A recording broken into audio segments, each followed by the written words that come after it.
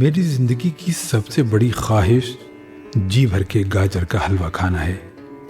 جب میں چھوٹا تھا تو ماں جی سے فرمائش کر کے گاجر کا حلوہ بنوایا کرتا، لیکن گھر میں غربت کے ڈیرے تھے، لہٰذا اگر کبھی گاجر کا حلوہ بنتا تو مجھے اتنا ہی ملتا کہ مزید کھانے کی خواہش اور بڑھ جاتی۔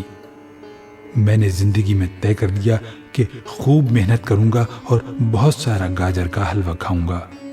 میٹرک میں میرے نمبر بہت کم آئے، 3rd ڈویژن کے آس پاس، اور مجھے یقین ہو گیا کہ اب نہ FSC میں داخلہ ملے گا، نہ ڈاکٹر بن پاؤں گا اور نہ بہت سارا گاجر کا حلوہ کھا پاؤں گا۔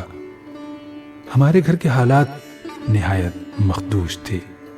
ایک وقت کا سالن 2 دن تک اور کبھی کبھی 3 دن تک چلتا تھا۔ ہم کباڑیوں کو چیزیں دینے کے بجائے اس سے خریدنے والے لوگ تھے۔ گھر میں مہمانوں کے لیے رکھا جانے والا چھوٹا میز ہم نے کباڑیے سے 5 روپے میں خریدا تھا۔ اس وقت اس کی ایک ٹانگ ٹوٹی ہوئی تھی، جس کی جگہ بعد میں لکڑی کا ایک ٹکڑا کیلوں سے ٹھوک دیا گیا تھا۔ یہ ٹکڑا دیوار والی سائڈ پر کر دیا گیا تاکہ مہمانوں کے سامنے میز کی اچھی شکل پیش کی جا سکے۔ غربت کے اس ماحول میں گاجر کا حلوہ اور وہ بھی پیٹ بھر کے، ناممکن۔ میٹرک کے بعد مجھے FA کرنا پڑ گیا، حالانکہ میں ڈاکٹر بننا چاہتا تھا۔ ابا جی کو جب میں نے بتایا کہ کالج میں میرا داخلہ ہو گیا ہے تو میں نے پہلی بار ان کے چہرے پر ایک خوف دیکھا۔ مجھے پتا تھا کہ وہ میرے سرکاری کالج کی فیس ادا نہیں کر پائیں گے، لہٰذا انہیں اطمینان دلایا کہ میں پارٹ ٹائم کوئی چھوٹا موٹا کام کر لوں گا۔ ابا جی تو مطمئن ہو گئے، لیکن مجھے کچھ سمجھ نہ آیا کہ کیا کام کروں۔ ہر کام کے لیے کچھ نہ کچھ پیسہ درکار تھا اور میں خالی ہاتھ تھا۔ بالآخر ایک پیٹرول پمپ پر رات کی شفٹ میں نوکری مل گئی، تنخواہ 900 روپے مقرر ہوئی۔ میں سارے پیسے لا کر ماں جی کے ہاتھ پر رکھ دیتا، وہ میری بلائیں لیتی، پیار کرتی اور اس میں سے 200 روپے مجھے ماہانہ جیب خرچ کے لیے پکڑا دیتی۔ انہی 200 روپوں سے میں کالج کے اخراجات بھی ادا کرتا اور بس کا کرایہ بھی۔ عام طور پر لوگوں کو گرمیاں پسند نہیں ہوتی، مجھے بھی نہیں، لیکن گرمیوں کے دن جوں جوں گزرتے مجھے نشہ سا ہونے لگتا کہ اب بہت جلد سردیاں شروع ہو جائیں گی، مارکیٹ میں گاجریں آ جائیں گی اور پھر گاجر کا حلوہ بے شک تھوڑا ہی ملے گا تو صحیح۔ میں نے کئی بار کوشش کی، اتوار کے دن ڈبل ڈیوٹی کر کے 4 پیسے زیادہ کما لیتا کہ اماں سے کہوں گا کہ کافی سارا گاجر کا حلوہ بنائیں، لیکن ہر دفعہ جیسے ہی میں اماں کے ہاتھ پر پیسے رکھتا، وہ کسی نہ کسی مالی پریشانی کے حل ہونے پر اللہ کا شکر ادا کرتی دکھائی دیتی اور میری ہمت نہ پڑتی کہ میں انہیں ڈھیر سارا گاجر کا حلوہ بنانے کا کہوں۔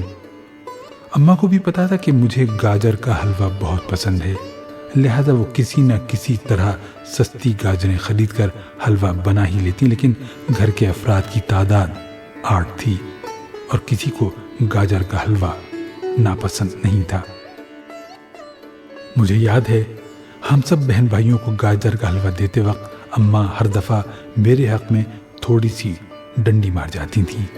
بظاہر وہ گاجر کے حلوے والا پتیلا خالی کر کے ایک طرف رکھ دیتی تھیں، لیکن مجھے پتا ہوتا تھا کہ اس کے ایک کونے میں میرے لیے 6-7 چمچ حلوہ اب بھی موجود ہے۔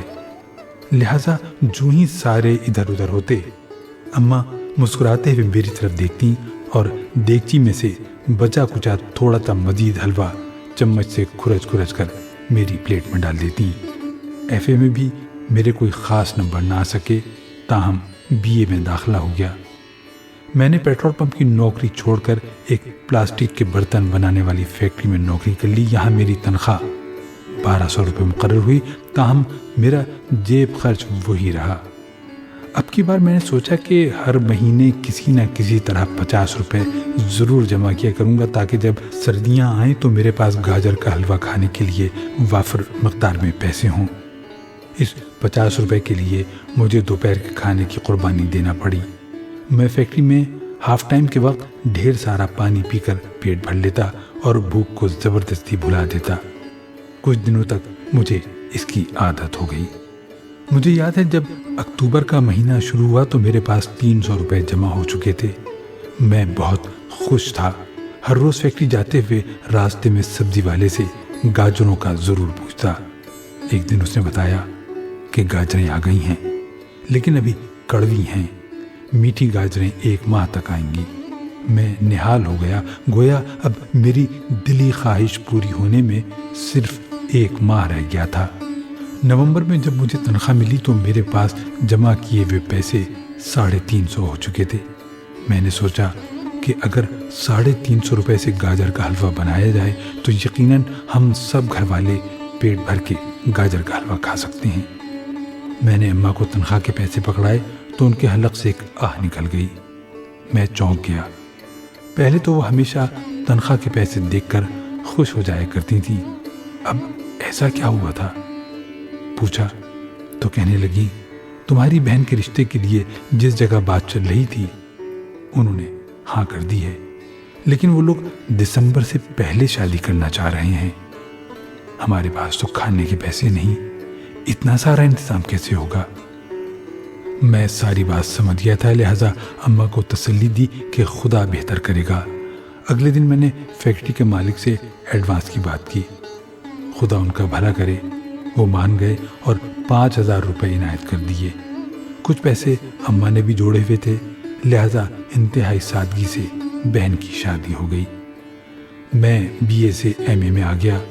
تنخواہ اگرچہ بڑھ گئی تھی لیکن ہر ماہ 300 روپے ایڈوانس قیمت میں کٹ جاتے تھے۔ اس دوران کئی سردیاں گزر گئیں لیکن پیٹ بھر کے گاجر کا حلوہ کھانے کا خواب ایک خواب ہی رہا۔ MA کے بعد مجھے ایک بڑی کمپنی میں مینیجر کی نوکری مل گئی۔ تنخواہ میرے خواب و خیال سے بھی بڑھ کر 10,000 مقرر ہو گئی۔ میں نے اسی تنخواہ میں بہنوں کی شادیاں کی، بھائیوں کو پڑھایا اور اپنے لیے موٹر سائیکل خریدی۔